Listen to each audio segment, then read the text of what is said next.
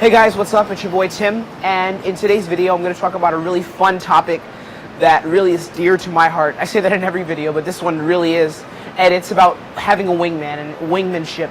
I think that having a wingman and pickup is so important, it's so great, it's so fun. I don't think it's necessary, but it is a great thing to have. It's not essential, so don't get me wrong. I'm not saying that you need to go out and get a wingman after seeing this video, but it is a fun thing to have if you are in the pickup community and if you take action on a regular basis. Why would anyone want a wingman? Well, I have a wingman. His name's Darren. He's a little Chinese guy, and he is one of my best friends. My best friend, actually. We're like bros, right? We go out and pick it hardcore every single night. We go out. We've been going out for like 3 years, gaming together, and we developed such a bond just through pickup, right? And then it goes into other areas of life. I'm going to leave a link to his brand down below that he started. It's a lifestyle brand. Go ahead and check that out. It's called the Don Quan.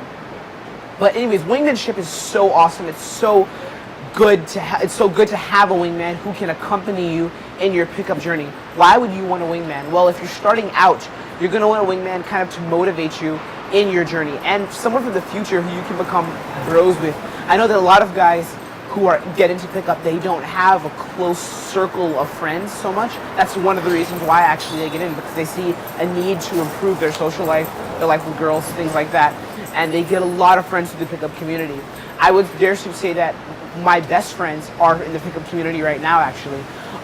Even if it's my boss, my assistant, or guys that I just meet out, you know, it's like you meet so many people through pickup, and you guys develop such a bond over pickup. But then you have that one dude, I call him your husband, no homo, in pickup, right? And it's like you guys just develop a bond because you guys go out together so consistently. And I find that a lot of guys don't have that. I've been lucky to have that.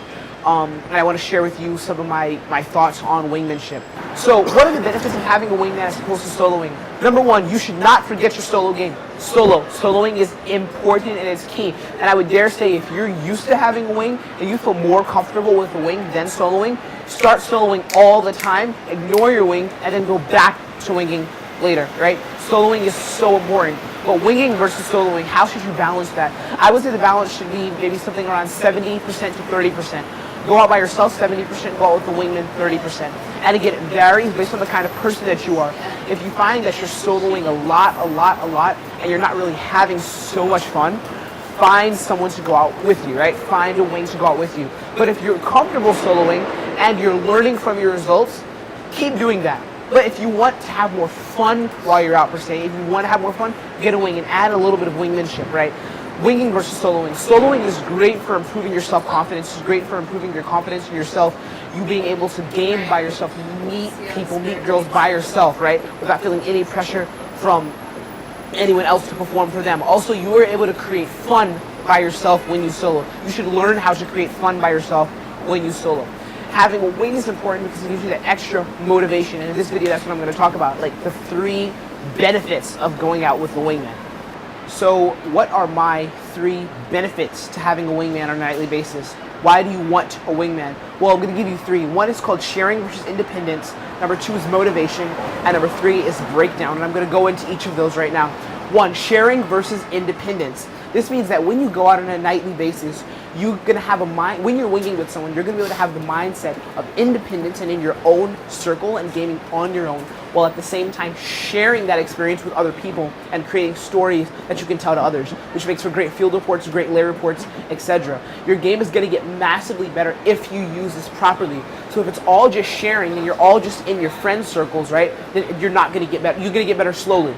If you're soloing only, you may not have the coolest stories, you may not have as much fun, right? You may not have the awesomest experiences, you may be in your head a little bit, right? But when you split those two, it's like sharing and independence. What happens? You have a perfect blend, a perfect mixture, right? So it's like I go out with my wing very, very frequently, but I'm also going out by myself very frequently. When I'm with my wing, we have that sense of independence. So it's like I will split off from you, I will split off and open more sets by myself. I'll go and talk to a girl blocks away, and I won't see him for like an hour. I'll pull that same day and not see him for the rest of the day, and I'm completely fine with that. At the same time though, I'll see a 2-set, right? Or I'll see a 3-set, and we'll both go in and jump in together, right? And it's like creates that fun story, you know what I mean? That fun story of like brotherhood and camaraderie. So sharing versus independence, find a way to split that. When you're out with the wing, it shouldn't be you two linked arm in arm. Even if it's a bunch of guys, it's even worse, by the way. Like massive guys. I see this all the time. Like I was in Meatpacking District 2 weekends ago, and it's like 10, 15 guys all a-mogging and ripping girls away from guys, like, and creating just a mob. Like, it was disgusting. There were girls that would like one guy in the group, and he'd bring all his friends over, and they'd just all be like, hey, after party, after party, after party, let's go, like, for the full, right? It's like completely uncalibrated, just ridiculous, right? So that's the complete opposite. That's all sharing, all trying to create these fake stories. No, it needs to be a balance. Sharing and independence, right? So have your independence when you're winging, come back, come together, and then share again in that awesome experience of winging together. Fuck around, have a lot of fun. The number 2 reason for why you want to have a wing is for that extra bit of motivation. I can completely understand why you may not be motivated to go out by yourself all the time. Now, I do think that if you're going out solo, you should be having just as much fun as you would when you're going out with the wing, but the motivation to go out may not be there. Sometimes you do need someone extra to push you. That's why we have boot camps, right? It's like you take boot camp, you get that extra bit of pushing, you get those hours and hours of repetition in, get those sets in, and you have motivation to go out and go out and go out. Similar thing with the wing. Only difference is that a wing may or may not be better than you. So it's like that extra motivation to go out consistently and do a lot of approaches. That's why you need a wing. Don't abuse this. Don't say that, don't use a wing as a motivation to hang out. A wing should be motivation to go out and cold approach, to actively approach and get in a lot of sets. When me and my wing go out, we get 30 to 40 sets in a night, right? Unless we pull, of course, which if we pull, then it's a lot less. But normally we get 30, 40, 50, 60 sets in a night. It's open, open, open. We're meeting guys and girls. We're having fun, right? It's the whole night. So we're here at Washington Square Park, and I literally just did a vlog, but well, that's your vlog. This is my vlog. So yeah, my vlog's better than yours. It's going to the same place. Same place. Yeah, we can compile it. And like, there's no sets out. It's fucking snowing like crazy. I got white in my hair. I'm just miserable. Old. Look how white his hair is. He looks like an old person. You see that? Yeah, man. Like the only thing I have. The snow is real though, and we're gonna keep PUAing because we're gonna keep gaming. He's gonna keep. Wait, you're gonna give up? No, we got into state. We opened so many good sets. We were having fun actually, and we were like doing some ice skating or something. Actually, there's sets back there if you want to see that. We should go open that. So that motivation is something that's really key with wingmanship. Hi, doggy. How are you? Third point of having a wing, and the best thing that I love about pickup, and the best part I love about having a wing, is breakdown.